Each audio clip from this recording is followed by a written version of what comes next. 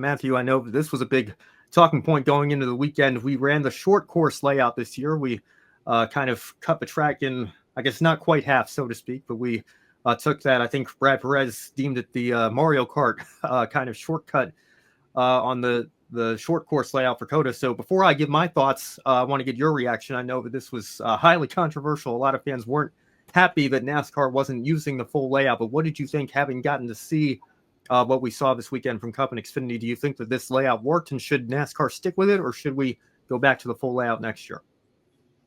Yeah, absolutely. I was thinking to myself, because I've been very open in our Slack group chat, and then when we had group me, I think COTA is one of my favorite motorsports tracks in general, just because, I mean, the amount of disciplines that go there, MotoGP, F1. I know supercars ran there way back when. I know if Adam's still watching, he'd be able to tell us about that. And it's just so cool to watch as a motorsports fan. So I was not really very excited to see that they were changing the course, because I think the product we've seen, from whether it was Reddick's win, Byron's win last year, even I know Chase Elliott's win, that was a terrible start with the horrible rain, and then obviously Chastain's first career Cup win came there. It was exciting, but I got to tell you, Ben, I mean, to see the short course, I'm pro short course when it came to what they were able to accomplish.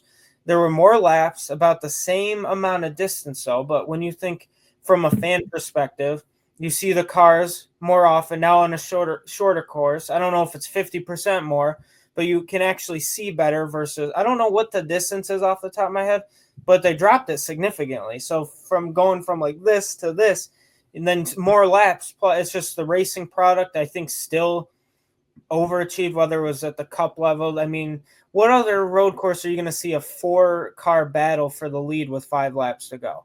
You really don't see it. I was at Watkins Glen this past year, and you saw SVG in the Cup race against Chris Buescher, and that was really it. There wasn't a 4 or 5 driver battle for the lead there either. So for the COTA, I mean, I think they were both great.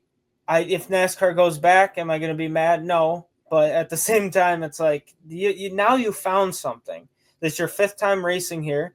You found something. I say you stick with it. And I think the fans, a lot of them are going to say the same thing about it. And there's also, I guess, when you look at like caution laps, they're not as long. They don't drag out as much. You're just constantly, there's not room to sit around and relax. You're watching the racing nonstop. So that's what I liked about it. The only con, though, I think there was less passing zones, I would say, but the drivers found new ways to make passes, whether it was just the bump and run or whatever Denny Hamlin accidentally did to Austin Dillon in the Cup race. So he got around him technically, but I guess that was a little payback from Richmond. But that's my thoughts. I think I like the short course. I like them both, but for NASCAR, I think the short course definitely exceeded expectations.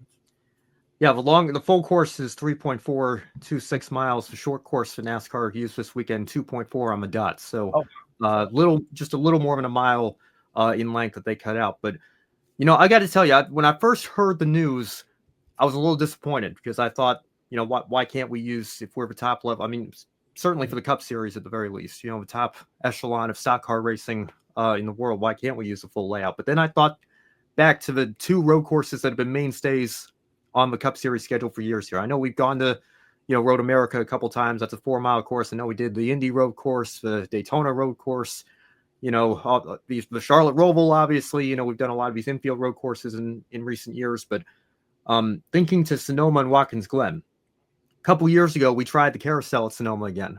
And after a couple of years, we said, you know what? Maybe we don't need to do that. Let's go back to what worked for many years and start using the short chute again and cutting the carousel out. I know Tony Stewart raved about the boot when he did the seat swap with Lewis Hamilton. I understand why NASCAR fans would like to see the boot tried at least once, and I'd be open to trying it once. But I have a feeling if we tried it, we might get an okay race, but I think we would probably look back at some of the fantastic races that we've seen.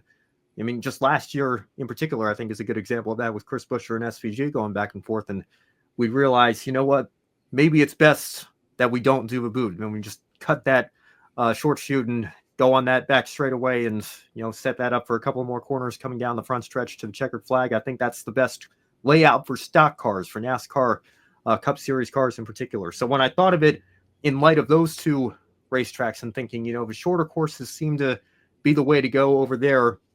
Let's give this a chance at COTA and see how it goes. And it's very hard to argue against it, Matthew. I think, like you were saying, your point, the finish to the Cup race in particular, I thought was absolutely phenomenal. I thought it was some of the best road course racing we've seen in the next gen era. So I think and I think Bob Pockler said the same thing. Obviously, he was covering IndyCar for Fox this weekend. It was their first race with that new deal, so he wasn't at the track this weekend for COTA. But he said, just observing it from afar, he would be happy to keep the short course around for next year. So I think that, I always try to take a wait and see kind of approach here with these sorts of things. I don't want to judge a book by its cover. I want to see the changes in action before I judge too harshly. And I got to say, I think the short course won me over. I would be happy to see it continue to be used in 2026 and beyond for NASCAR. Oh, yeah. I mean, me too. It's funny. I know you mentioned the short course and long course, and it reminded me, and then Adam says, I personally love the short course. See, I agree. I don't know. Did supercars, when they ran here way back when, did they run the long course or the short course?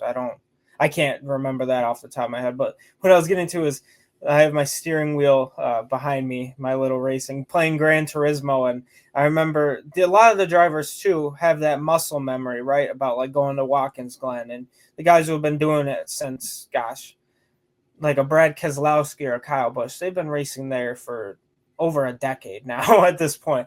So for them, if they just randomly added that, I know one time I accidentally did a super formula race at the long Watkins Glen course, not the one NASCAR did. Ooh, I went right off the track. I was not prepared for that one because it just, I know I'm nowhere near any of them, obviously, but I'm just saying from that like perspective. The long course, though, it is longer and it's a shorter race, but I think NASCAR has a great product when it comes to shorter road courses, and I know one of them is Portland. I know the Xfinity Series races there. ARCA West, I believe, does. Oh, Joe, fun fact. Shorter road course like Portland.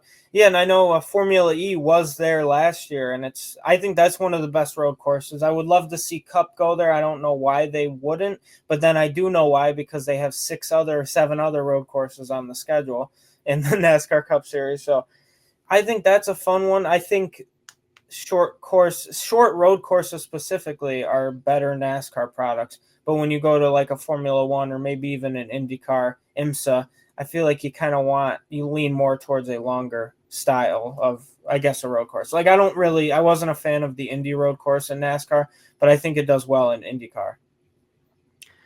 Yeah, I got to say, I think that, and I think we've talked about this on the show before, I think that the Charlotte Roval was a temporary solution. We had contracts in with these tracks. We couldn't add tracks that we, have since added in 2018. So we decided, hey, we go to Charlotte twice a year. Why don't we take the infield road course and make that its second date?